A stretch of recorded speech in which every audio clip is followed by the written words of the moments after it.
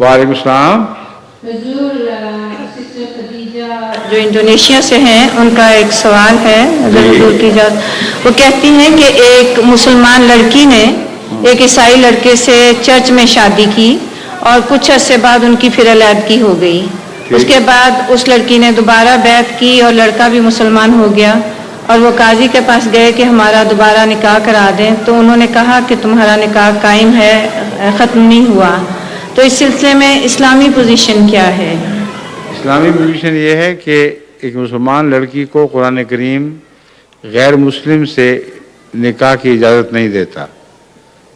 اس لیے وہ لڑکا تو مسلمان ہوا کہ نہیں، یہ لڑکی غیر مسلم ہو گئی جس نے قرآن کی تعلیم کے خلاف ایک غیر مسلم سے شادی کی ہے. اور غیر مسلموں کی شادیاں قانونی طور پر تسلیم کی جاتی ہیں. اس لیے مذہب کا معاملہ بیچ میں اتفاقی آیا ہے.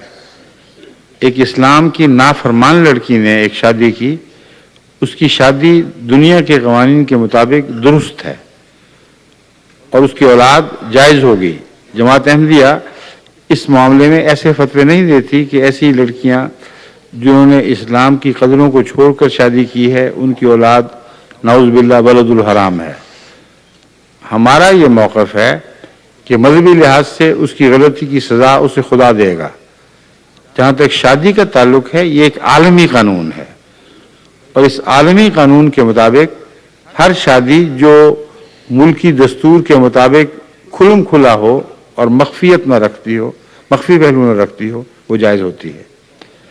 اگر یہ غلط ہوتا، یہ اصول غلط ہوتا تو حضرت صلی اللہ علیہ وآلہ وسلم کے زمانے میں جتنے مشرک جوڑے مسلمان ہوئے تھے سب کا نکاح دہرایا جاتا، کسی کا نکاح نہیں دہرایا گیا.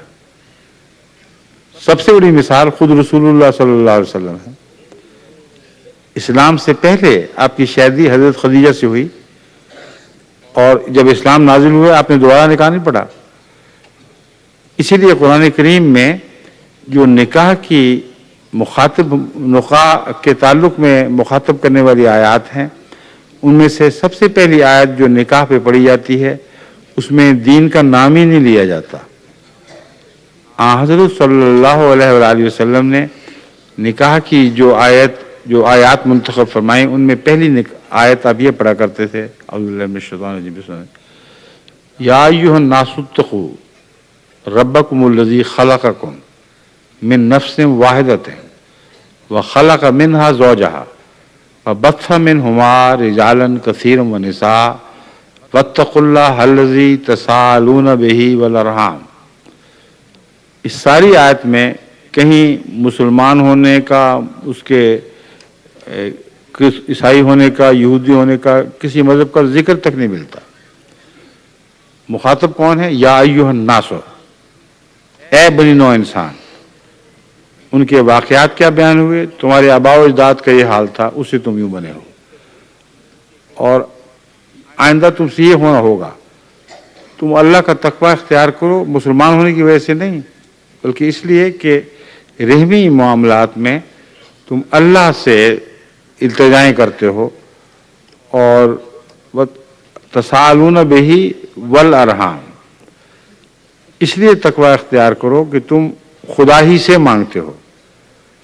والارحام، اور ارحام کے تعلق میں خصوصیت سے جس سے مانگتے ہو اس پر نگاہ رکھنا. اب بتائیں یہاں کس مذہب کا ذکر ہے؟ نہ اسلام کا، نہ عیسائیت کا، نہ یہودیت کا. بس نکاح کو اسلام ایک عالمی ضرورت کے طور پر تسلیم کرتا ہے اور نکاح کے بعد ایسے شخص کے بچوں کا یا خاوند کا یا دونوں کا اکٹھے مسلمان ہونا، ان پر اسلام لانے کے لیے نئی رسومات عائد نہیں کرتا. ان کو اثر نو اسلام کی رسومات نہیں، شادی بیاہ کی وہ رسومات جو اسلام میں چلتی ہیں وہ ان پر دوبارہ فرض نہیں کرتا.